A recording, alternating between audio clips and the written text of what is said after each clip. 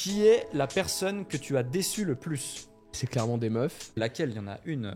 Oui, mais dans une sauce pas possible, mon frère. Alors, on veut un non, prénom, mais hein. écoute, mais c'est très bien, frérot, c'est très bien. Ah, moi je suis les Ouais, règles du écoute. jeu. Hein. T'es fait niquer par ton jeu. Ouais, vas-y, c'est bon, lâche-moi toi aussi là-bas. Là. Bon, on va le dire très clairement. Ouais. Les endroits où tu te fais allumer, c'est les endroits qui sont gavés de tapins. Et je me suis dit, waouh, attends, ces mecs sont payés tant, ils donnent ce type de conseils, ça prend trop de temps, c'est parfois même pas pertinent. Parfois ils arrivent dans le call, ils découvrent le call et ça aligne complètement dingue. Quelle est la chose sur laquelle tu mens le plus souvent? Tac tac tac tac tac tac tac tac tac tac tac tac tac tac. Ouh. Oh putain, c'est dingue, la plupart des gens qui nous écoutent, qui nous regardent, qui peu importe, je suis persuadé que vous n'avez pas besoin de plus d'informations, de plus de coaching, de plus de trucs, de plus de conseils, de plus de stratégies, de plus de tactiques. Non, vous avez juste besoin De le faire. de le faire à un That's moment it. donné. Lui, c'est Alec Henry. En ce moment, il passe beaucoup de temps à interviewer les plus gros entrepreneurs français. Et même si pour beaucoup d'entre vous, ce mec-là est trop lisse, sachez que derrière l'image parfaite qu'il renvoie sur les réseaux, se cache un vrai gars, que moi perso, j'adore. Aujourd'hui, il va nous partager plein de secrets et d'informations inédites au sujet du déclic et de tous les différents business qu'il est en train de faire progresser. Aujourd'hui, on ne discute pas avec Alec Henry, mais avec mon pote Alec. C'est le même gars sur le papier et un gars complètement différent en réalité. Bienvenue dans un nouvel épisode de 60 minutes chrono. Lui, c'est Alexis. Il a 21 ans et depuis plus de 5 ans, il s'efforce à côtoyer uniquement des gens qui le font kiffer. Alexis est un vendeur et depuis toujours, il adore les petites questions qui créent les grandes discussions. Alors que tout le monde crée les mêmes podcasts avec les mêmes questions, Alexis et son équipe ont voulu créer un jeu sérieux dans le fond et gauler dans la forme. 60 minutes chrono. Imagine. Un jeu qui lie humour, des bons moments et des rires avec du sérieux, de la valeur et des clés pour changer sa vie. C'est ce qu'Alexis et ses équipes ont créé juste pour toi. Le jeu est extrêmement simple. Pendant 60 minutes, Alexis et son invité vont tirer des cartes à tour de rôle. Sur chaque carte se cachent des questions qui vont de simple à très compliquées. Le joueur tirant la carte pose la question à son adversaire. Chaque joueur sera muni de 2 cartes spéciales. La carte Joker qui va permettre aux joueurs de ne pas répondre et la carte Readers qui peut être jouée à la fin d'une réponse pour obliger l'adversaire à également répondre à la question. À la fin des 60 minutes, la personne ayant osé répondre au plus de questions remporte la partie. Vérité ou mensonge, dans tous les cas, il y en a qui vont cracher le morceau aujourd'hui. Bon épisode.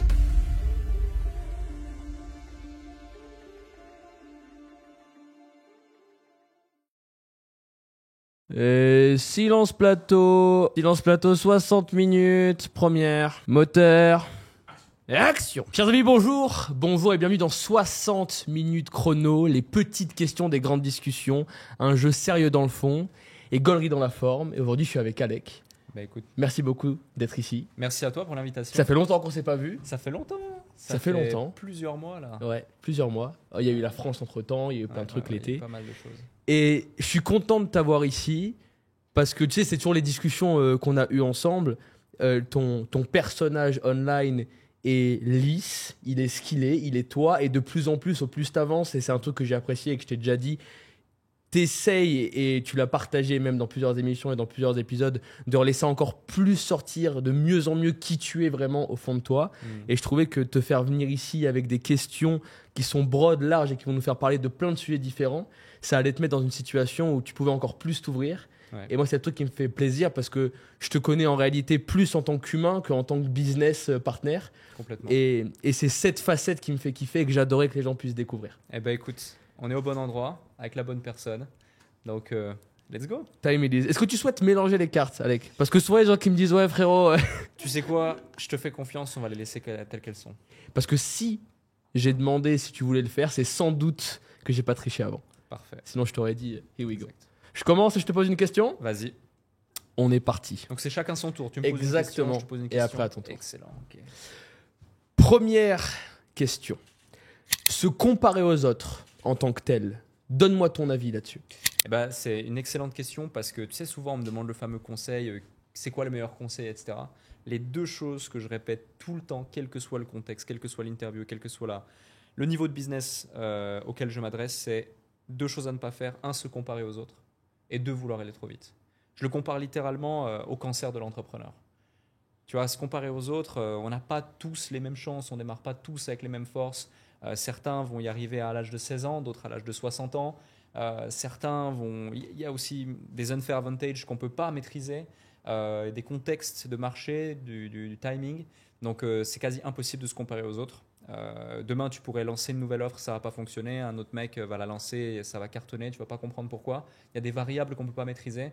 Et plutôt que d'être frustré lié à ça, faut simplement avancer avec ses forces et puis tracer sa route. Trop bien. Et comment tu fais? Parce que tu sais, alors, se comparer quand tu échoues, ça peut faire vraiment mal. Ouais. Pour autant, j'ai quand même la sensation que moi, beaucoup de choses que j'ai faites, je les ai faites à la base parce que je me suis inspiré d'autres personnes ou qu'il y avait des gens autour de moi. Je me suis dit, putain, incroyable, trop stylé, je veux faire pareil, je veux aller dans le même délire. Comment est-ce que du coup, tu arrives à trouver l'équilibre entre être inspiré par des gens autour de soi et récupérer de la data, mais pour autant pas te mettre dans une posture où tu te dis, je veux faire comme lui et si j'y arrive pas, je me mets au fond du gouffre parce que je suis en train de me comparer dans le mauvais côté des choses. En fait, il y a vraiment une différence, je pense, entre être inspiré et copier. Parce que typiquement, je te donne un exemple très concret en prenant ton exemple, ce que vous avez fait avec Closers. Aujourd'hui, des gens qui forment des closers et puis des gens qui sont bons en vente, il y en a plein. Plein le marché. Ouais. Il y en a plein le marché, il y en a partout. Par contre, Closers, il n'y en a qu'un. Tout comme d'autres entités qui feraient ça, il n'y en a qu'un. Vous avez votre propre identité, vous avez votre propre énergie, vous avez votre propre posture, votre propre positionnement. Quand on pense à vous, on a une première image qui nous vient à l'esprit, etc. Parce que vous avez su incarner justement ce message et puis utiliser et l'adapter parfaitement à votre personnalité, créer votre unicité, créer votre positionnement unique. Et c'est pareil pour tout finalement. Donc, ouais, c'est bien de s'inspirer. C'est même bien parfois de copier sans forcément vouloir réinventer la roue. Les grands artistes te copient, les génies volent. C'est ça, exactement. Mais c'est tout à fait ça. Et par contre, tu l'adaptes un petit peu à ta sauce. Ouais, exact. Et puis tu vas pouvoir après faire ta soupe. Ouais, c'est intéressant. Puis en plus, tu sais, il y a beaucoup de personnes qui essayent de se lancer. Souvent, on se trouve ce défaut de vouloir sans arrêt réinventer la roue. Ouais. Alors que dans un premier temps, la chose la plus simple à faire, c'est prendre un truc qui fonctionne déjà et de le faire pareil, voire un tout petit peu mieux. Et ça suffit déjà souvent. Surtout, tu as dit un truc très vrai, c'est surtout dans la phase où tu te lances. Tu vois, quand tu es déjà avancé, quand tu vas lancer différents projets. Quand tu as de l'argent, du quand t'as réseau, de des choses sur l'argent, lesquelles t'appuyer. tu as des ressources justement pour pouvoir aller plus loin. Là, tu vas te dire, OK, je veux inventer quelque chose, je veux innover dans un marché, je veux disrupter un système, je veux aller plus loin que tout ce qui s'est fait et donc je vais créer la différence. Mais quand tu démarres tout juste, le but, c'est de capitaliser sur ce qui fonctionne, minimiser ton risque, maximiser tes probabilités de succès et puis simplement pas te poser de questions. Puis ensuite viendra le moment où tu te dis, OK, comment je peux créer mon propre univers, comment je peux créer mon propre positionnement, comment je peux façonner en fait mon truc à ma façon et ne pas être une copie ou en tout cas un numéro sur un marché. Le truc dangereux, j'ai l'impression, c'est vraiment comparer son intérieur à soi avec l'extérieur des autres. Je trouve que c'est surtout ça qui est fait parce qu'en réalité, si tu compares ta vie à toi au plus profond avec la vie d'une personne quelconque, mais dans la mesure où tu as tous les détails, je trouve que c'est quand même assez sain parce que tu as une vision qui est extrêmement objective. Mais dans la mesure où aujourd'hui, moi, quand je me compare à Ronaldo, je me compare à son feed Insta, le challenge, c'est que je ne me compare pas à Ronaldo, je me compare au feed Insta de Ronaldo. Et j'ai l'impression que dans le monde dans lequel on vit, beaucoup de gens font l'amalgame entre les deux. Et évidemment que quand toi, tu te compares le matin à te lever, tu es fatigué, tu fais l'effort, tu prends ta douche froide, t'en peux plus, tu vas te mettre au travail. Et quand tu vois le Lascar avec ses 15 baraques, 25 voitures, sa meuf, c'est un avion et tout, tu dis, ouais, putain, vas-y, c'est relou. Mais qui sait ce que lui il vit et qui sait ce qu'il endure au quotidien, tu vois. Et qui sait ce qu'il a vécu dans le passé. Parce que c'est qu'un élément de contexte. Tu vois, c'est comme j'avais une discussion avec quelqu'un que j'interviewais dans le cadre d'un épisode du Déclic. Et cette personne commence à gagner très bien sa vie. Et c'est une femme. Et elle est dans la dynamique de se dire aucun homme ne gagnera plus d'argent que moi à l'heure actuelle. Dans mon contexte, c'est très compliqué. Et puis du coup, il y a un complexe d'infériorité qui se met en place, etc. Parce qu'elle prend justement uniquement un cadre de référence. Donc elle ne veut pas qu'un mec gagne. Enfin, c'est-à-dire que juste pour comprendre, sa détermination, c'est je veux pas qu'il y ait un mec qui gagne plus que moi dans ma niche. Non. Son truc, c'est que on parlait du couple. Ok. Tu vois. Et okay. La problématique, c'est que beaucoup d'hommes, lorsqu'ils la rencontraient, développaient un complexe d'infériorité car eux gagnaient moins qu'elle. Et du coup, elle me dit, bah, ça va être compliqué, etc. Je pense de trouver quelqu'un, honnêtement, toi et moi, qui va gagner plus que moi. Je lui dis, bah non, c'est juste que ton cadre de référence est complètement différent. Si tu changes justement de cadre de référence, si tu changes d'entourage, si tu changes d'environnement, avec tes 100, 200, 300, 400 000 balles par mois, c'est rien du tout. C'est ce qu'ils font peut-être par semaine ou par jour. Journée, ouais, c'est clair. Donc en fait, c'est à chaque fois pareil. Que ce soit sur un chiffre d'affaires, que ce soit sur peu importe un autre élément qu'on pourrait comparer, c'est qu'une question de cadre de référence, d'environnement, de personnes qui nous entourent. Peut-être qu'aujourd'hui, pour toi, faire une journée, je te dis une connerie, à 10 ou 20 000 euros de chiffre d'affaires, c'est une journée complètement banale. Pour quelqu'un qui nous écoute, faire un mois à 10 ou 20 000 euros de chiffre d'affaires, c'est son meilleur mois. C'est la concrétisation justement de son existence. Et il se dit, c'est ouf. Son environnement est complètement différent, son cadre de référence est différent. Ça serait une erreur que de se comparer à toi. Et c'est comme une question qui m'a le plus mis mal à l'aise et de plus en plus, c'est quoi ta routine ? C'est quoi ta routine ? C'est quoi ton quotidien ? Le truc, c'est qu'aujourd'hui, même si ma routine n'a rien d'extraordinaire, tu vois, je mange pas du caviar tous les matins, ou j'en sais rien, mais j'ai un environnement beaucoup plus permissif, j'ai des facilités, j'ai un contexte de vie, un cadre de vie, j'ai des équipes, j'ai plein de choses qui fait que justement ma routine n'est pas celle que j'avais il y a 1 an, il y a 5 ans, il y a 10 ans. Et donc la personne qui peut-être me pose cette question n'a pas tous ces éléments et ces tenants aboutissants. Et le fait de lui dire c'est quoi ma routine va juste, mal l'orienter, 2, créer peut-être une sorte de complexe ou en tout cas la culpabiliser parce qu'elle va se dire je ne suis pas en capacité de.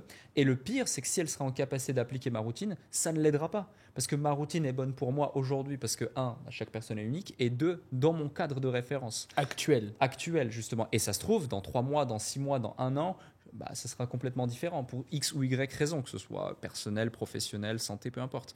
Et c'est pareil pour tout. C'est pour ça que se comparer aux autres, que ce soit dans le business, dans le perso, dans la santé, peu importe, c'est pour moi, je pense, une erreur, une vraie erreur. Par contre, capter de la data autour de soi, de cette data, prendre de la hauteur, être en capacité d'avoir le raisonnement pour prendre les bonnes décisions et utiliser ce qu'on a comme ressources, comme information pour l'adapter à soi, c'est une bonne chose. Et ça nous permet de monter, ça nous permet de grandir, ça nous permet de gagner du temps. Sinon, on ne dirait pas de lire un livre, d'écouter un podcast et de suivre une formation ou autre. Donc voilà un petit peu mon... Putain, c'est fou parce que je crois que c'est une grosse erreur que j'ai faite. Moi, comme j'ai toujours eu ces rêves de grandeur, tu vois, j'avais ce réflexe de me dire je veux faire quelque chose, je vais voir les meilleurs dans leur marché. Bon, la bonne nouvelle, c'est que du coup, tu as de la très bonne data. Le problème, c'est que tu n'as pas encore le système qui est capable de la traiter. Et du coup, je me disais, attends, mais ce mec-là, il est milliardaire, j'ai juste à faire comme lui. Mais mon frère, tu peux pas savoir ce que c'est faire comme lui parce que tout de suite, tu n'as juste pas les cartes et le spectre de lecture qui te permet de comprendre ce qu'il fait actuellement. C'est ça. Et trop de fois, j'ai fait ça. Trop de fois, j'ai essayé de faire ce qu'il faisait maintenant alors que j'aurais dû me poser la question, qu'est-ce qu'ils faisaient quand ils étaient à mon étape à moi ? Exact. Tu sais, une analogie très simple qui permet de donner une image claire à ceux qui nous écoutent ou entre toi et moi, c'est le sport. Demain, imaginons que tu regardes un athlète sur Instagram, il va faire un Ironman. Ouais. Toi, tu sais même pas courir un semi-marathon, va pas faire un Ironman. Et tu le sais intuitivement qu'il faut pas essayer. Tu vois, c'est clair. Alors que parfois, dans le business, non, c'est pas clair, c'est pas intuitif. Et du coup, beaucoup d'erreurs sont commises à cause de ça. À mon tour, U-turn. c'est parti. Alors, qui est la personne que tu as déçue le plus ? Alors, je vais en donner du coup une pro et une perso. Perso, ça va pas être très exceptionnel, mais c'est clairement des meufs. Et j'en suis désolé, je sais que j'ai fait du mal. Laquelle ? Il y en a une. Il y a une de plus, peut-être. Oui, mais dans une sauce pas possible, mon frère. Alors, non, mais écoute, mais c'est très bien, frérot, c'est très bien. Moi, je suis les règles du jeu. Tu t'es fait niquer par ton jeu. Ouais, vas-y, c'est bon, lâche-moi toi aussi là-bas. Là. Donc, il y a une nana que j'ai quittée parce qu'en gros, en parallèle, je m'étais déjà mis avec une autre meuf. Et je l'ai fait de manière extrêmement lâche, Alec. Mais vraiment extrêmement lâche. En mode un SMS envoyé à 6h du mat avec une histoire inventée. Non, mais vas-y. Comme si c'était de sa faute à elle, tu vois. Ouais. Et je sais que ça l'a mis au fond du seau. Et je sais qu'aujourd'hui, elle m'en veut encore. Et j'en suis complètement conscient. Et je le regrette profondément. Mais c'est pas parce que je le regrette que je le referai pas. Parce que je pense que dans le mindset et dans l'état dans lequel j'étais, c'était pas la meilleure solution, mais c'est le truc qui m'est venu instinctivement et je pense que je le referai malheureusement. Et dans le domaine dans le domaine pro, bah, je pense qu'on déçoit tous des clients, tu vois. Et moi, il n'y a pas grand-chose qui me fait chier, franchement, au quotidien. Mais par contre, je t'avoue que quand il y a des clients pour qui, tu sais, c'est toujours dans une négociation, quand tu es vraiment très bon négociateur, tu fais en sorte que les deux parties se sentent gagnantes. Mais malheureusement, dans 90% des négociations, les deux parties se sentent perdantes. Et quelqu'un, ça lui fait chier parce qu'il a baissé le pantalon, l'autre, il a fait aussi un petit effort, et personne est heureux là-dedans, tu vois. Et moi, la sensation que j'ai eue souvent, malheureusement, c'est vraiment de mon côté, enfin, tu vois, j'espère ne pas être un mythomane et du coup, j'espère ne pas me mentir à moi-même. Mais des fois, il y a des clients qui sont partis et qui ont dit, vas-y, juste, c'est pas possible, on n'est pas satisfait ou quoi. Et moi, je me mets en face du miroir, je me dis, putain, mais vraiment, j'ai fait le maximum dans ma vision du monde, j'aurais pas pu faire plus, tu vois. J'ai tout donné, je me suis mis à plat ventre et je me suis foutu à poil pour ces personnes. Et pourtant, ils n'ont pas été satisfaits. Et je sais qu'il y a des personnes que j'ai déçues, que j'ai en tête, mais je veux qu'elles sachent, si jamais elles m'écoutent, que cette déception, ce n'est pas une volonté de ma part, mais c'est juste une perception de leur côté. Tu vois. Mais je sais que même dans la partie pro, il y a des gens que j'ai déçus, et ça arrive à tout le monde, tu vois. Tout le monde crée des déceptions autour de soi. Mais pour autant, au fond de moi, j'ai toujours été dans cette volonté de donner, d'offrir et d'être au maximum de ce que je pouvais. C'est hyper intéressant ce concept. Ça peut aider beaucoup de gens qui nous écoutent. Est-ce que c'est selon toi parce que tu avais survendu ou est-ce que c'est parce que selon toi, vous étiez peut-être à ce moment-là, spécifiquement dans ce cadre-là, pas en capacité de délivrer à la hauteur des attentes du client? En fait, nous, ce qu'on faisait, c'est que on survendait et on surdélivrait, mais souvent ça suivait pas. Je t'explique pourquoi. Parce que donc, moi quand je vois quelqu'un, je dis vas-y, viens, on fait un truc ensemble, je veux faire X avec toi. Et souvent le X c'est un gros chiffre, tu vois. Et le mec il est pas grand, il est petit, il essaye, comme ça il progresse, il évolue. Tu mets des process en place, ça fonctionne, ça va de mieux en mieux. Sauf qu'il y a un moment où il y a de la communication qui fonctionne pas en fait. Et moi je me suis retrouvé très souvent dans des situations où tu prends une personne, tu la fais évoluer, et tu te rends compte que sa volonté du début n'est plus la même aujourd'hui. Et le challenge, c'est que c'est pas du coup un problème de résultat en tant que tel, mais c'est un problème de vision.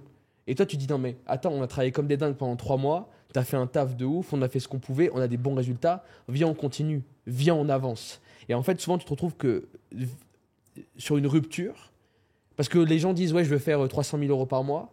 Mais en fait, comme ils en font que peut-être 5 000, bah, quand ils passent à 10 000, ils ont déjà bien assez d'argent pour faire ce qu'ils veulent, ils veulent pas faire plus, tu vois. Okay. Et souvent, on s'est retrouvé face à ça, où les gens fixaient des objectifs de leur côté extrêmement grands, qui nous faisaient kiffer, parce qu'on scalait, on avait de plus en plus de vendeurs, on voulait des gens qui avaient des gros objectifs, beaucoup de leads, avec une tenue de long terme pour qu'on puisse donner assez de leads à nos vendeurs. Mais en fait, on se trouvait à un moment où on n'était plus alignés, tu vois. Parce que les gars disaient, bon écoutez, là je gagne par exemple, je sais pas, 40 000 euros par mois.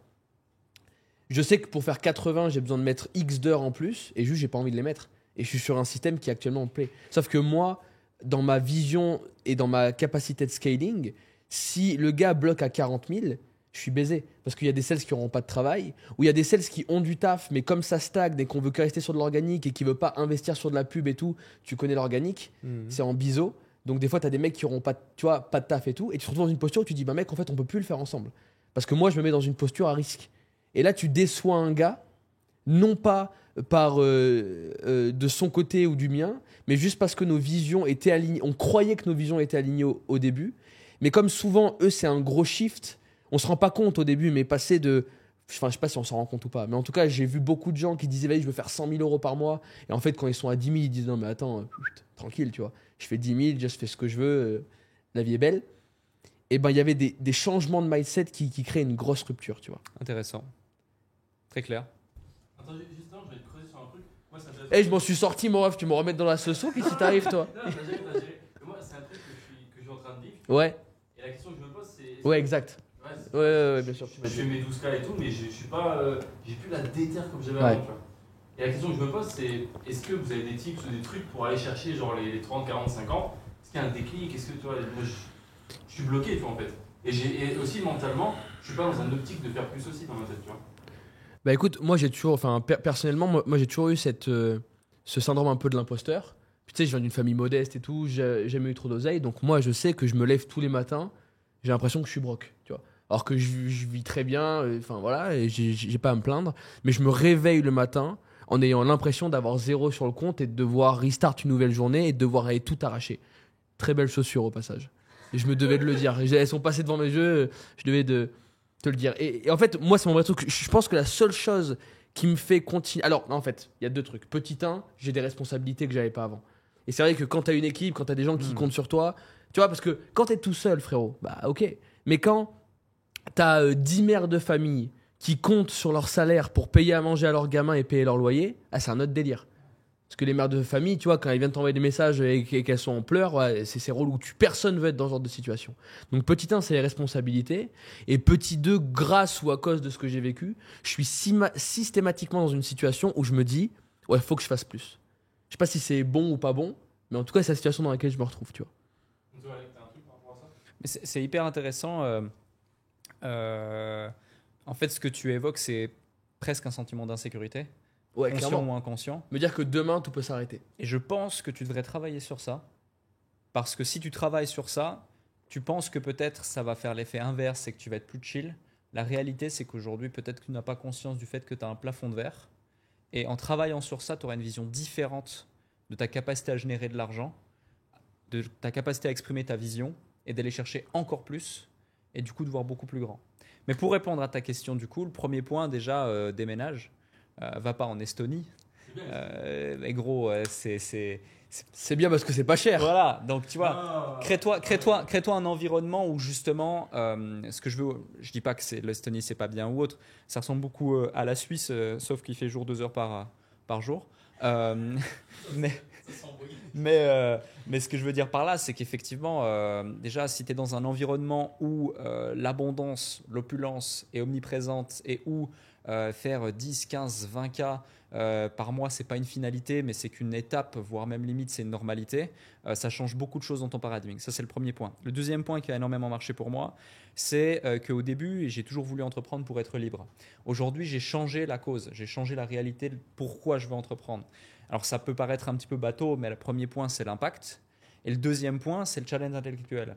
C'est-à-dire que c'est vraiment cette volonté d'aller chercher beaucoup plus, d'aller au-delà en fait, des possibilités, au-delà du fait que l'argent n'est plus un driver ou n'est plus une finalité par rapport à ce que ça va te permettre en termes de pouvoir d'achat, parce que je suis quelqu'un de relativement modeste, je ne fais pas grand-chose, je n'ai pas de dépenses, je ne sors pas dans des boîtes de nuit reggaeton, je n'ai pas besoin de payer des grosses bouteilles. Et si vous saviez le prix des boîtes de nuit reggaeton, frérot, il n'y a pas besoin de rouler sur l'or. Ah ouais, c'est pas cher. Ah ouais, c'est vraiment pas cher. Ah ok, même à Dubaï. Mais en fait, J'ai toujours pensé que tous les mecs à Dubaï se faisaient allumer en boîte de nuit de fou.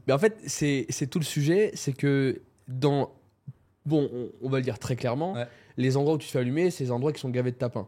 Enfin, Ok. en fait, il y a une causalité qui est très simple. Les endroits Donc, les où il y a tapins, beaucoup c'est- d'escortes, Des prostituées, quoi. ouais. D'accord, ok. Les endroits où il y a beaucoup d'escortes, en fait, dans une boîte, au plus il y a d'escortes, au plus les prix sont chers. Parce qu'au plus il y a d'escortes, au plus il y a de mecs blindés, au plus il y a de mecs blindés, au plus les escortes vont là où leurs leads sont rassemblés, pour parler avec des termes marketing, tu vois. Ouais, ouais. Et ben nous, justement, si un jour tu sors avec moi, et j'adorais voir le déhanché que tu peux mettre sur une balle Tu sais, satin, le oui, ça. nombre de gens qui me demandent de sortir avec eux, c'est Mais incroyable. j'imagine. Parce que je pense qu'on a tous cette sensation que tu peux être un... J'ai créé de la rareté, en fait. Mais frère. Mais oui. Non, mais vrai ou faux? Parce que il peut être ce danseur que personne n'attend. Oula. Tu vois? Non, mais tu vois ce que je veux dire? À tout moment, ça part.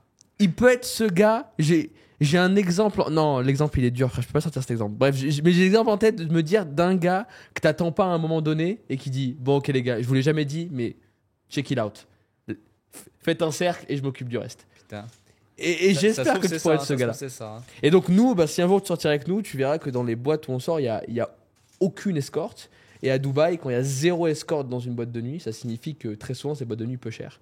Ok. Et comme le reggaeton, c'est un truc qui est très dansant, tu sais, les grosses boîtes de nuit à Dubaï, c'est que des carrés VIP, des grosses bouteilles et des danseurs et des danseuses au milieu, mais qui travaillent pour la boîte. Nous, c'est une immense piste de danse. Le reggaeton, la bachata, la salsa, c'est des danses qui se dansent, c'est des musiques qui se dansent réellement et qui sont dansées, tu sais, qui sont très comme le Madison pour les Français. Tu sais ce que c'est le Madison? Non. Putain. Bon bah tu sais, c'est des musiques qui se dansent par tout le monde, par la grand-mère, par la mère, par la tante. Et la salsa, la bachata, c'est le genre de musique que tout le monde danse. Ok. Donc il y a que quelques petites tables à droite, à gauche. mais qui coûtent rien.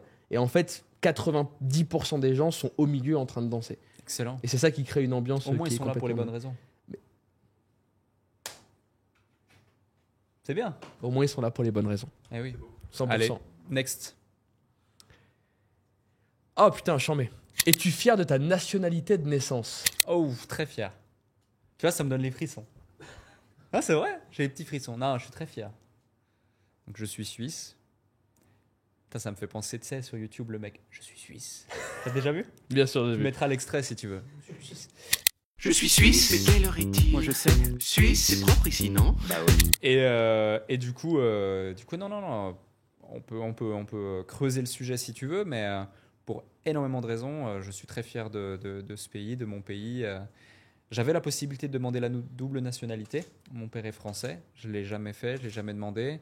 J'ai fait mon service militaire en Suisse, ça m'a énormément Qui est apporté. obligatoire? Qui est obligatoire. Tu peux éventuellement l'éviter en faisant soit du service civil, soit en payant une taxe, mais j'avais vraiment envie de le faire et je ne regrette absolument pas. J'ai lancé ma première entreprise en Suisse. J'ai encore la plupart de mes entreprises en Suisse. J'ai des boîtes en Suisse qui se développent. La Suisse, je pense, est le seul pays dans lequel je me verrais, par exemple, investir dans l'immobilier pour différentes raisons. Le marché de l'immobilier en Suisse est très intéressant, très attractif, très régulé. L'économie en Suisse est une des plus stables au monde. Le système bancaire en Suisse est un des plus solides au monde. La politique en Suisse est une des meilleures au monde. Elle est, comment on dit, antifragile. Elle est antifragile, c'est une vraie démocratie. Il n'y a pas un On président. ne connaît pas le président. On ne connaît pas le C'est ouf, ça. Il y a 7 confédérés sur différents partis et Et toi, tu sais les nommer? tous les ans. Non. Tu vois, mais, non, mais c'est une très bonne nouvelle. Ouais, C'est fou. C'est une très bonne c'est nouvelle. vraiment ça. Tu sais, tous les ans, donc il y a un d'entre eux qui est nommé président et qui va représenter le pays. Ok.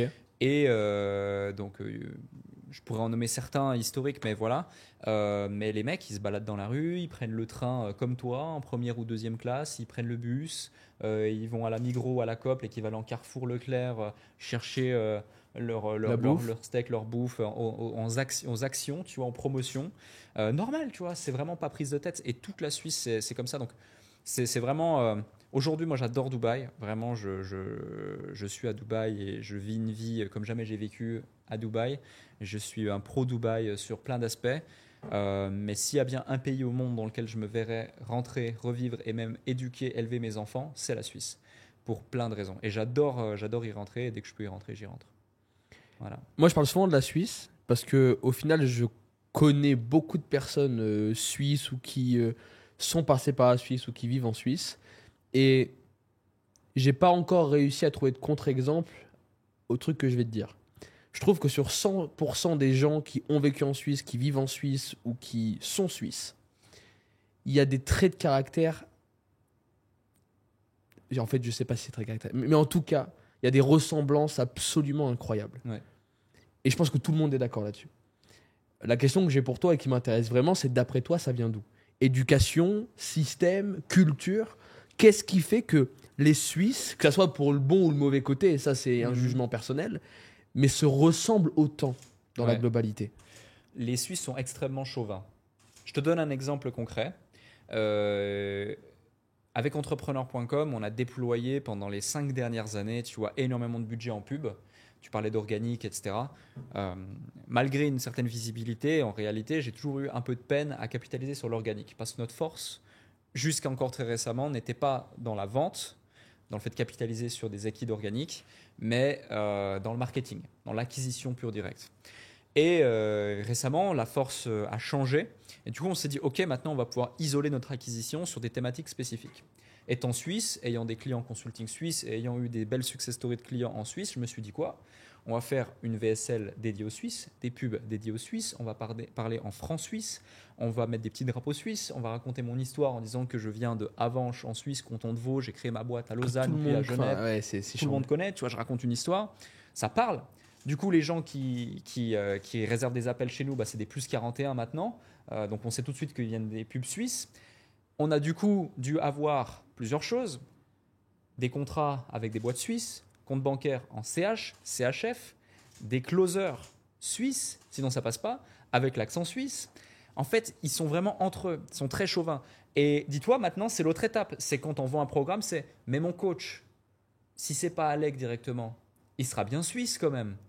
Tu vois, ils sont très chauvins, ils sont très entre eux, ils sont très fermés. Tout fonctionne en réseau. Tout fonctionne en réseau. Ça, c'est Et ouf. c'est normal parce qu'il y a aussi un point quand même important à prendre en considération, c'est que la Suisse, tu vois, le salaire minimum en Suisse, c'est plus ou moins 4000 balles. Aujourd'hui, 4000 francs suisses, c'est plus ou moins 4200 euros. 4200, 4300 euros. On est à 1,96, 1,96 pour les Suisses qui nous écoutent. Attends, alors pour que tu termines ça une fois pour toutes, Ouais. avec 4000 francs suisses, c'est quoi l'équipe? Parce que donc, ok, enfin, en équivalence mathématique, c'est 4200 euros, plus ou Ouais. moins, mais en équivalence de style de vie, c'est quoi selon toi? 1005 Ok. en France. 1005 en France. 1005 dans une ville comme Bordeaux, pas comme Paris. Tu vois, donc ouais, c'est plus ou moins ça. Ça te permet d'aller quand même un peu en vacances, d'avoir un appart. Mais rien de dingue. Mais ouais, tu vis pas avec un couple, 2 enfants, une voiture, tes assurances, tout coûte cher en Suisse. Et justement, Ah ouais, c'est ça. la téléphonie et tout, coûte c'est cher en c'était Suisse. ouf ça. Donc ça reste entre nous, même au niveau du business, tu vois. Téléphonie, assurance, Ouais, ça loyer, fracasse. nourriture. Moi j'ai vu les rénovations, isolation, toutes les boîtes du bâtiment en Suisse. C'est Et incroyable. mais moi, tu vois, ce qui me fascine, c'est que donc, bah même, rappelle-toi, on a eu des appels avec Ouais, avec quelques Suisses. quelques Suisses, Ouais. et j'ai été fasciné de voir à quel point il y a des gens, des entreprises en Suisse qui font du business depuis 30-40 ans, qui fonctionnent vraiment bien, Ouais. en étant, Que Suisse. mais en étant qu'entre eux. Mais Ouais. c'est-à-dire, presque littéralement, le voisin enfin, presque, ça sort pas du voisinage, tu vois. C'est ça. C'est affolant, je trouve. Et ils sont vraiment très très chauds. Tu vois, par exemple, un exemple, ils restent chez eux. À 19h, c'est mort. Il n'y a plus rien qui se Il n'y a passe. plus rien qui se passe. Il n'y a plus rien qui se passe. C'est comme ça, mais c'est une philosophie, c'est une vision des choses, c'est très positif. À l'école, c'est très carré. Tu vois, on est discipliné, on est à l'heure. Tu vois, à l'école, on t'apprend à ne pas avoir une minute de retard. On s'en fout comment tu vas faire, tu Tu te cours. débrouilles. Nous, tu vois, on devait descendre la moitié de la ville, etc., se doucher après le sport. T'es pas en retard, en fait. Ça n'existe pas. T'as pas d'excuses. Des exemples comme ça, il y en a plein. Et c'est ce qui fait qu'aujourd'hui, je pense que c'est un pays qui se porte bien. C'est un des pays qui se porte le mieux, d'ailleurs. Je suis bien d'accord. Ton tour? Yes. Ah, c'est bien. Heureusement que tu me dis, tu vois. Alors, Comment est-ce que il faudrait quoi, un petit jeton? Comment est-ce qu'on pourrait savoir c'est à qui? non, mais c'est trop bien, c'est spontané. C'est Spontané, nickel. bon, moi je m'en mets. Partage-nous un souvenir d'enfance. Ah tiens, pourquoi il y a une petite alarme là en bas? Parce qu'en fait, alarme, c'est les cartes un peu action. Là, tu Ah, vois, c'est ok. pas une question, c'est partage-nous Ok, quelque chose. d'accord. Et c'est bien foutu. Hein. Franchement, vous avez fait du bon taf. Et ma petite teuté. T'as vu ou pas ma petite teuté là? Ah ouais, c'est beau. Ouais, le logo, j'aime bien. Franchement, c'est Ben, top. en fait, moi, ce qui est dingue, c'est que bon, je suis pas. Enfin, j'ai une petite communauté, tu vois, je suis pas très connu. Mais pour autant, le ratio entre le nombre de gens qui me suivent et le nombre de gens qui me reconnaissent dans la rue, on s'est rendu compte qu'il est il est Évidemment. dingue. Et moi, je demande aux gens, attends, mais mec, moi, je suis personne, je suis effondré, comment ça se fait que tu me reconnaisses? Ils me disent, mais c'est simple, mec, t'as des lunettes et une grosse barbe. Exact. Et du coup, j'ai dit, Ouais. aux équipes, mais les gars, on va faire un logo, frère. Tu me mets une beubare et des lunettes. Ouais. Et pas plus. C'est la raison pour laquelle on a eu la tronche comme ça. Partage-nous un souvenir d'enfance. Donc, moi, il y a un truc qui est assez dingue et que j'ai envie de partager parce que j'ai envie de te le dire. Donc, moi, quand j'étais petit, j'avais quelques soucis. Donc, tu sais, j'ai bégayé jusqu'à très tard. Je pense que Ouais. je t'avais déjà partagé. Bien sûr. Et j'étais obèse quand j'étais petit. Donc, j'étais gros puis bègue alors que détané, tu vois. Je dis souvent, ouais, je suis né dos au mur. Mais pour autant, il y a une dualité que j'arrive pas trop à comprendre à mon sujet et que je voulais partager. Je suis d'ailleurs intéressé d'avoir ton avis. Depuis tout petit, j'ai à la fois des vrais challenges, parce que quand tu bégayes sévèrement, c'est compliqué. Il faut dire ce qui est, tu vois, c'est compliqué d'avoir des relations, de discuter avec des gens. Puis en plus, tu es obèse, donc tu te fais un peu critiquer ou quoi. Et je sais pas pourquoi, j'attends pas que toi, que tu me fasses une psychanalyse, et je voulais te le partager, je ne sais pas pourquoi. J'ai toujours été dans cette dualité où à la fois, j'ai beaucoup de challenges, mais à la fois, je les ressens pas. Mhm. C'est-à-dire que mes grands-parents, parce que bon, quand je suis en France, je vais les voir souvent, etc. Et ils me disent, putain, on se rappelle quand t'étais petit, mais c'était 5-6 ans, tu vois. À tous les Noëls, je faisais des sketchs. Alors, quand ils me ressortent les vidéos, t'imagines pas le Ah, malaise. On veut au moins un extrait là. C'est mort, On veut frère. au moins un extrait. C'est mort, frère. S'il te plaît. Quand même. Non, mais les extraits des sketchs, mon frère, que je faisais sur les repas de Noël quand t'as 6 piges, mais c'était. Mais frère, c'est honteux. le Ah, mais truc. j'imagine. Mais c'est honteux, tu t'inquiète vois. pas. Moi, Et- on m'a montré 2-3 vidéos VHS de moi à l'époque. Crois-moi, j'imagine. Ouais, VHS, exactement. Eh oui. Truc noir que tu remontes, Bien tu sûr, fous dans le tu rentres dans la- magnétoscope. Ouais, oui. terrible. Et je me dis, comment ça se fait que j'ai eu une enfance de l'extérieur difficile. Enfin, tu vois, je pense que si je raconte ma vie à des personnes d'extérieur, ils disent, ouais, mec, t'en as chié, tu vois. Tu viens d'une famille modeste, t'as eu des galères, tu bégayais, t'étais gros, il y avait plein de trucs relous. Et pour autant, de mon côté, quand on me pose la question, je dis, j'ai eu une enfance absolument heureuse, tu vois. Et c'est un message que je veux partager parce que je trouve qu'aujourd'hui, c'est un truc qui est souvent dit, tu sais, c'est soit t'as les riches qui aiment dire qu'ils ont galéré parce qu'en fait, ils trouvent que ça fait bien de dire qu'ils ont une enfance compliquée. Ouais, je viens des favelas, j'ai vécu des trucs compliqués et tout. Et pour autant, t'as aussi des gens qui ont vécu des choses très dures mais qui osent pas trop les partager parce que soit on va pas les croire, soit ça va faire monter des souvenirs qui sont compliqués. Et j'ai envie de dire que tout est possible et qu'il y a d'autres choses. Et moi, un truc qui est dingue à mon sujet, c'est que d'extérieur, les gens pensent que j'ai eu une enfance qui était compliquée parce que j'ai envie de dire, mathématiquement, elle l'était. Pour autant, moi, j'ai ressenti beaucoup d'amour et beaucoup de bonheur. Voilà. Bah, si tu veux mon avis, déjà, je ne suis pas psy. Mais par contre, le cadre s'y prête. Hein, tu vois, tu pourrais t'allonger là et je pourrais me poser ici.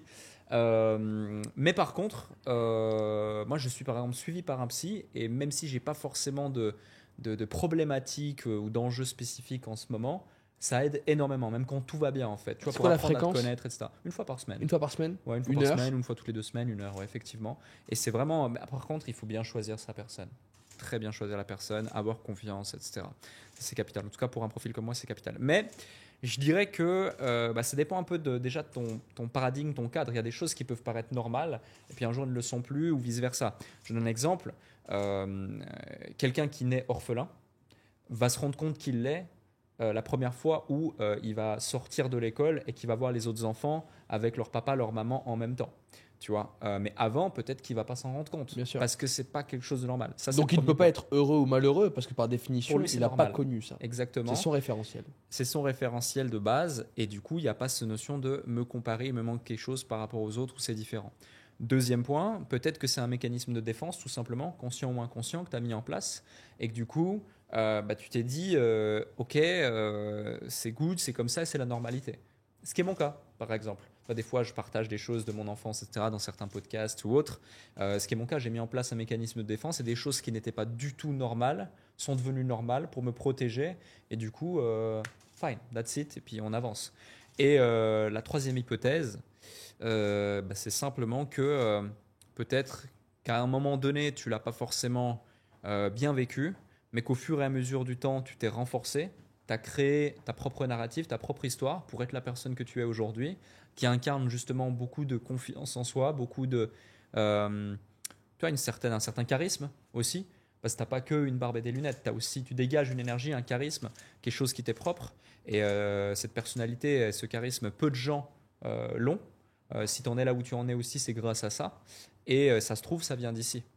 Donc avec le peu d'outils que j'ai aujourd'hui et ma perspective, ma perception des gens, je dirais que ça peut venir de là, mais le mieux c'est que tu travailles avec un professionnel là-dessus si vraiment c'est des questions auxquelles tu veux trouver réponse.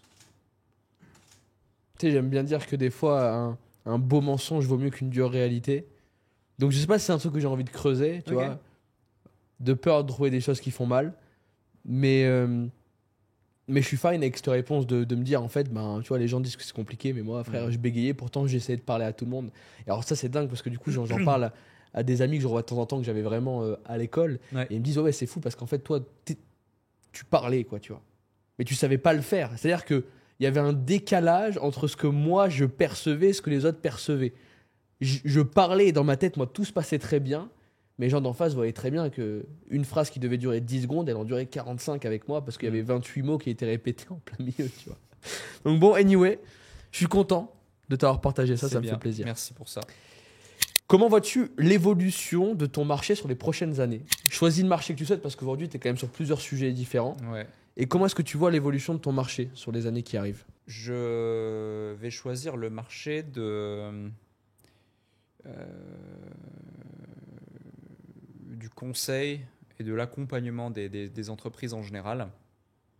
Et je le vois en fait, tu vois, j'ai eu l'opportunité d'être invité ou monter dans des calls avec des grands cabinets genre équivalent Ernst Young, KPMG, et j'en passe, des grands cabinets de consulting, etc.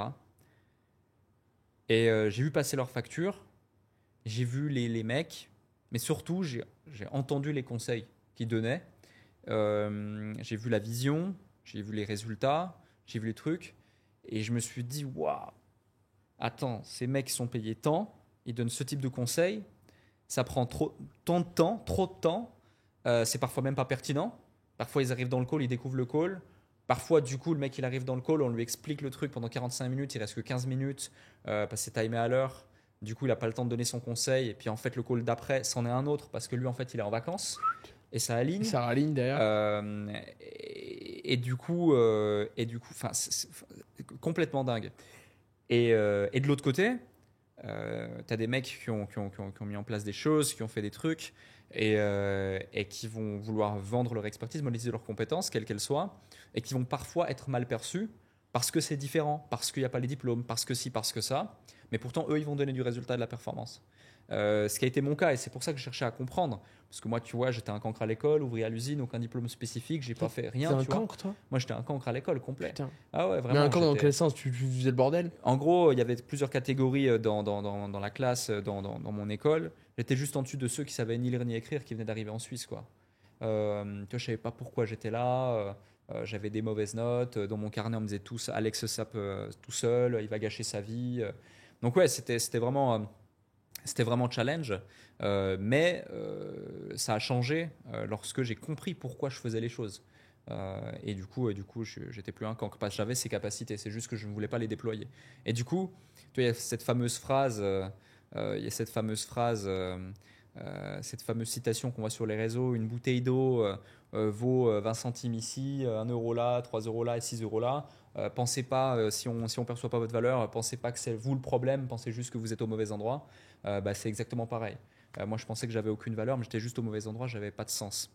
Et du coup, pour en revenir au marché, je pense qu'il y aura une démocratisation globale, une redistribution des forces, des cartes, notamment avec le marché qu'on connaît tous les deux aujourd'hui, de la formation, de l'information et de l'accessibilité à l'information et à la montée en compétence de bon nombre d'individus qui sont parfois plus légitimes. Premier point. Deuxième point, l'IA et tous les outils qui sont à notre disposition, la surinformation sur Internet et notre capacité justement à pouvoir y avoir accès.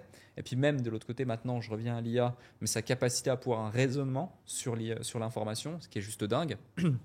Il y a justement une rumeur, j'en parlais hier Oussama m'en parlait hier et j'étais sur le cul quand il me racontait qu'aujourd'hui, l'IA potentiellement va pouvoir faire preuve de logique et de déduction et de raisonnement face à des informations pour identifier laquelle est la bonne lorsqu'il y a des informations congruentes, convergentes ou même dissonantes. On est dans un monde où tout le monde a un consultant dans sa poche aujourd'hui. C'est vrai, c'est incroyable. Et du coup, je pense qu'il y a beaucoup de choses qui vont changer dans cette industrie.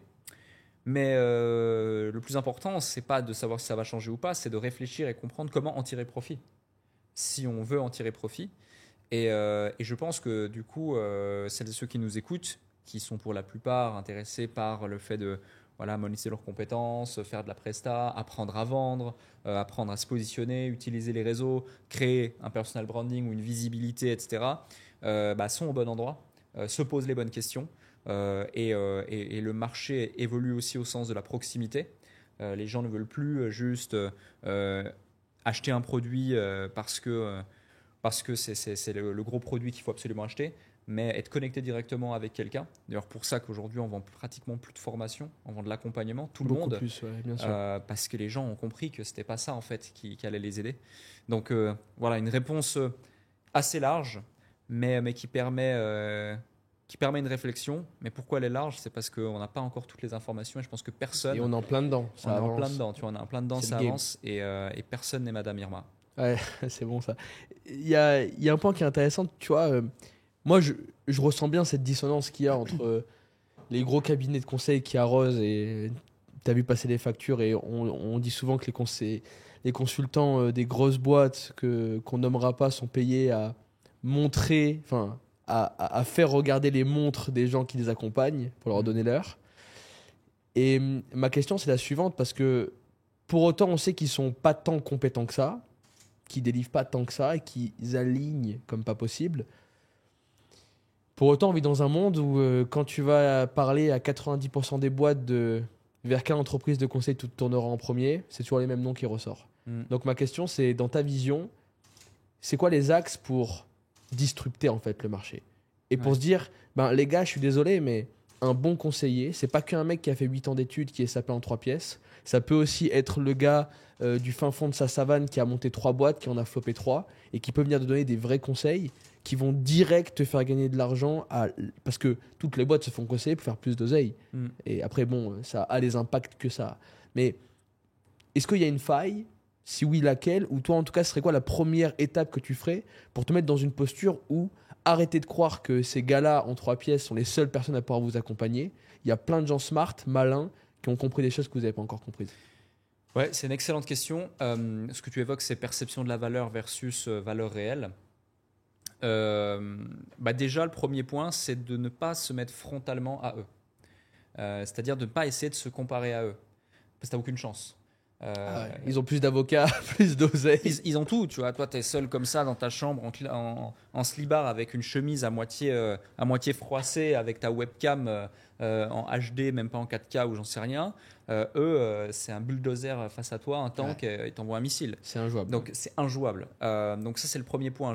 Pourtant, c'est unfair, hein, mais c'est le game. C'est ça. Et du coup, plutôt que d'être sur le même terrain, va sur un autre terrain. Crée-toi ton propre terrain. Et ce terrain, c'est le terrain que, par exemple, pour ma part, j'ai dû créer. C'est le terrain de la performance et du résultat. C'est-à-dire que, à partir du moment où j'ai commencé à augmenter mes prix, ou à l'époque, tu vois, quand en 2018, on vendait nos premiers coachings high ticket ou autres à 12 ou 18K, c'était énorme. Aujourd'hui, c'est devenu presque un standard de marché. Limite, tu es obligé, si tu veux, pouvoir avoir la trésor pour pouvoir réinvestir derrière. Mais à l'époque, ça ne l'était pas. Du coup, comment faire pour justement justifier le fait que c'est un bon investissement pour ton client? Très simple. Tu as quelques semaines pour lui donner, non pas juste un petit peu de satisfaction, mais des résultats clairs. Des résultats concrets. x2, x3, x4 son investissement. Et c'est devenu en fait une philosophie directe. Maintenant, ça implique aussi de bien choisir ses clients. Parce qu'il y a des clients que jamais tu pourras leur donner de résultats. Ou jamais tu pourras leur donner de résultats aussi rapidement. Et d'ailleurs, il y a un point très intéressant, c'est que tu vois, j'ai eu des discussions extrêmement intéressantes avec des gens très talentueux aussi de ces cabinets ou de certaines agences ou autres.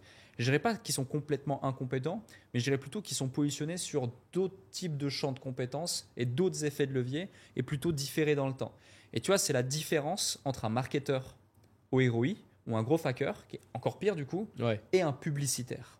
Tu vois, qui va créer un positionnement, qui va créer un paradigme dans l'esprit des gens et qui va avoir une vision à 1 an, 2 ans, 3 ans, 5 ans, 10 ans peut-être par rapport à une marque.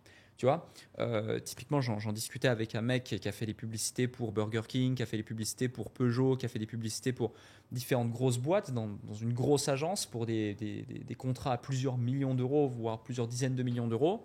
La vision, elle était simple. C'était comment préparer les gens à dans 1 an, 2 ans, 3 ans, le fait que nos véhicules auront, par exemple, je te donne un exemple, on en discutait, un toit vitré. Tu vois, ça paraît débile comme ça. Donc un toit entièrement vitré. Par exemple, tu vois, mais c'est des trucs tout bêtes. Ou la campagne de McDonald's, quand ils passent leur logo de jaune à vert, tu vois, complètement vers l'identité visuelle par rapport à tout ce qui est justement green, éco, machin. Là aussi, c'est des budgets énormissimes, mais on n'est pas du tout dans une démarche de ROI, tu vois. Bien sûr.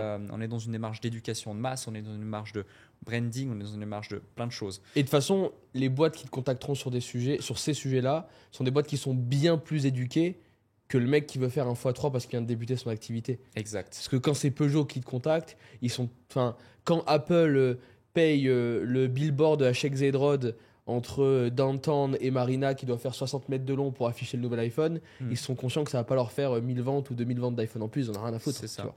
Mais c'est aussi ce genre de boîtes qui peuvent arroser juste pour plus de visibilité, plus de crédibilité, d'autorité, parce qu'ils doivent être partout et qu'ils doivent rentrer dans vos cerveaux. Quoi. Complètement. Donc là, tu vois, on a pris l'exemple au marketing, mais finalement, cet exemple, il se déporte sur énormément de champs de compétences. Et c'est ce qui donne cette perception de peut-être incompétence ou non-cohérence ou impertinence, peu importe. Mais voilà, globalement. Your turn. À mon tour. Yes. Et après, on passe aux questions rafales. Allez.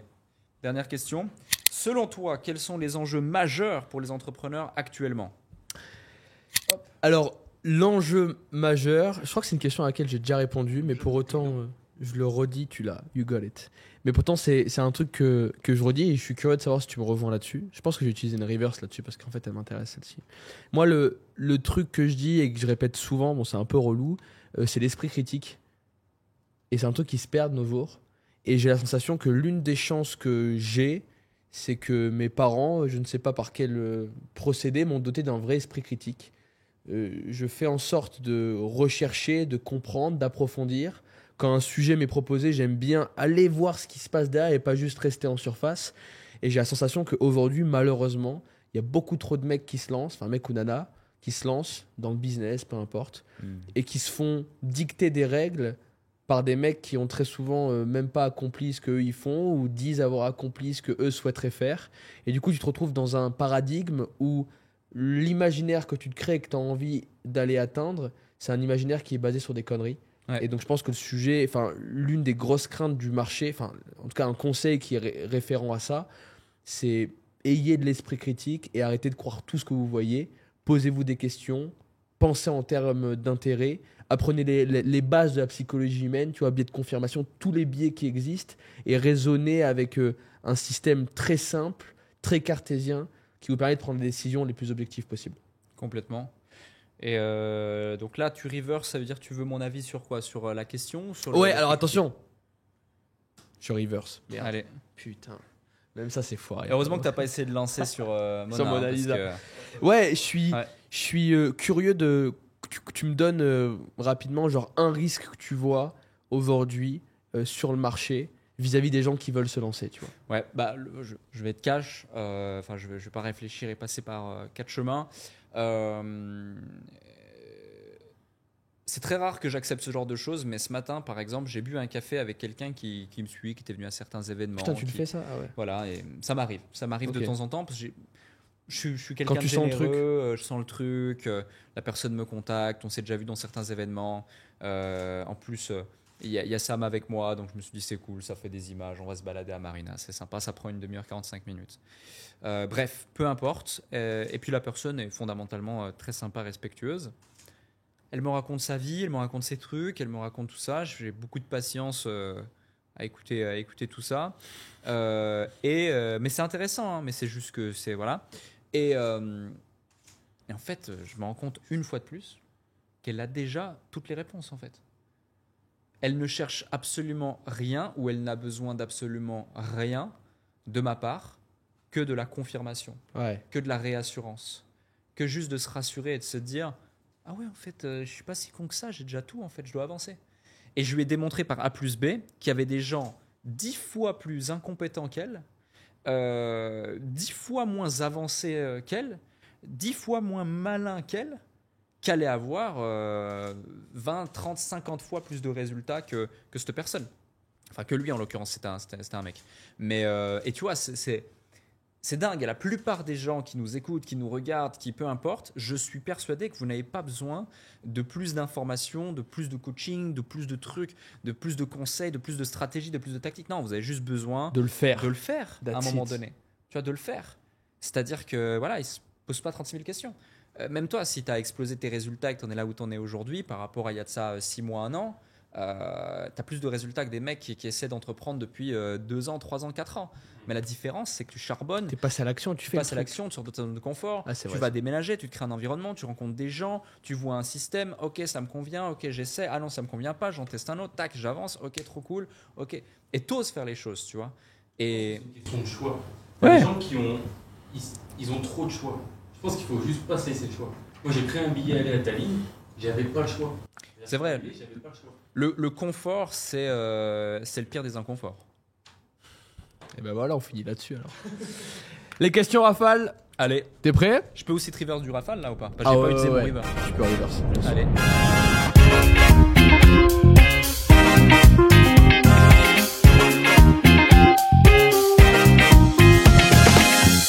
Here we go. Si tu pouvais changer une chose de ton caractère, qu'est-ce que ça serait? Alors ça serait mon impatience. Ah putain, incroyable. Ouais. Pour un Suisse. Ouais, je suis très impatient et ça m'a coûté très cher, trop cher. Qu'est-ce que tu kiffes le plus en tant qu'entrepreneur? Ce que je kiffe le plus entre... Ah putain, c'est chiant parce que ça va être... Bon, au début, c'était l'oseille, clairement. Et aujourd'hui, c'est les sourires qui s'affichent sur les visages, Ok, de très loin. cool. Et j'espère que c'est pareil pour tout le monde. Mais quand t'as... Du coup, t'as apprécié le sourire de Tougan sur ton plateau? C'était... J'ai adoré, moi. Awesome. J'ai adoré, j'ai adoré. Ah, Tougan, moi je suis fan, hein. Vraiment. Humainement, comme tout, enfin franchement, j'adore ce mec et j'ai bien aimé. C'est le seul épisode que j'ai vu en entier Ouais, j'en mets. de ce concept et j'ai adoré. Et Si vous l'avez pas vu, regardez-le. Et on le refera parce que le seul regret que j'ai, c'est de pas avoir ajouté les... En fait, c'était à l'époque où les questions pimentées n'étaient pas encore là. D'accord. Et bon, pour Tougan, pas avoir de piment, c'est... Ah, c'est c'est un sûr. truc Donc là, il y a du compliqué. piment là. Ouais, là, Ouais. ça peut arriver à tout moment. Vas-y, il faut qu'on rafale alors. Quel est le conseil le plus précieux que tu donnerais à un jeune qui souhaiterait se lancer? Lance-toi. J'en mets. Bah ouais, rafale direct. Hop. Dans ta vision, quelle était ta plus grosse erreur dans le business? Laisser de l'oseille dehors et pas aller le récupérer. J'ai laissé trop d'oseille dehors en pensant que c'était bien d'avoir la situation d'une banque, donc d'avoir de l'oseille dehors et que tout le monde t'en doive. Ok. Mais en fait, aujourd'hui, Des impayés, Ouais. En fait, j'étais à l'aise avec ça. De me dire, tu sais, j'ai de l'oseille dehors, il y a plein de gens qui donnent de l'oseille et je suis content parce que je dois pas, c'est les gens qui me doivent. Mhm. Mais en fait, il y a très peu de chances que tu sois payé un jour. Ok. Donc l'oseille qui est dehors, va le chercher, mon Putain, pote. j'aurais pas dû payer ma facture alors. Exactly, man. Quelle est la chose sur laquelle tu mens le plus souvent? Ouf. Oh, le piment là. T'en voulais, t'en as. Non, mais le problème, c'est que justement, je vais pas dire je mens jamais. Putain, personne extérieure. Tu as déjà remarqué que j'ai menti sur un truc ou quoi? En plus, tu vois les backstage de tout. Non, tu peux pas. Ah putain. Moi, je t'en donne une gratuite si tu veux. Je pense pas, t'as pas l'air d'être. mentir. Ouais, moi, il y a un truc sur lequel je mens très souvent et je sais et je m'en rends compte, c'est mon humeur. Ah ouais, la fameuse question, ça va? Ouais, ça va. Frère, Ah, c'est vrai, mais tous les jours en fait. moi, je pourrais être dégoûté, il peut se passer un truc dramatique dans ma vie, il n'y a pas grand monde qui le saura, tu vois. Ouais, Parce que je me suis créé ce ouais, coffre pareil. et j'arrive à avoir ce mindset de vas-y, souris, Mais, mec. mais et je vais dans en good vibe. trouver une autre. Je vais en trouver une autre quand même. Ça peut être stylé. Tac, tac, tac, tac, tac, tac, tac, tac, tac, tac, tac, tac, tac, tac, tac.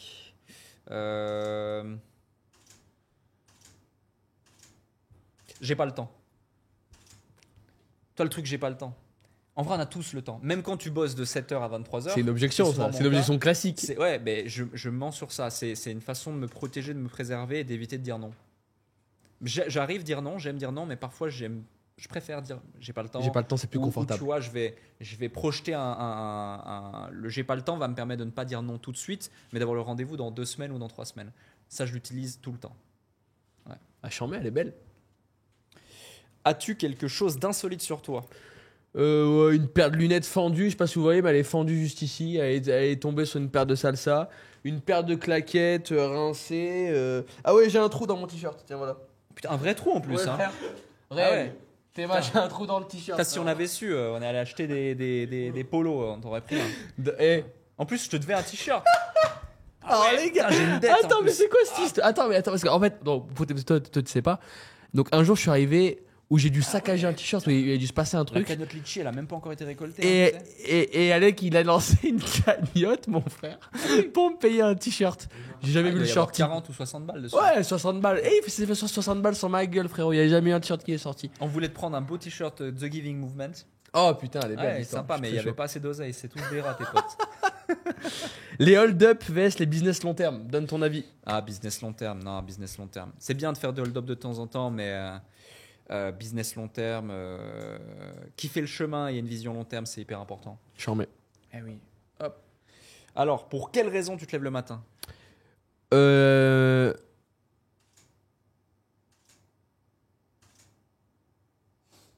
Pour kiffer au max. Ok. Pour kiffer au max. Le kiff. Ouais, Allez, la pour prochaine, kiffer au max. je sais pas ce que c'est, mais je te la reverse. Ah putain de merde. Dis-nous quelque chose que tu caches à tout le monde. Ouh. Quelque chose que je cache à tout le monde. Oh putain.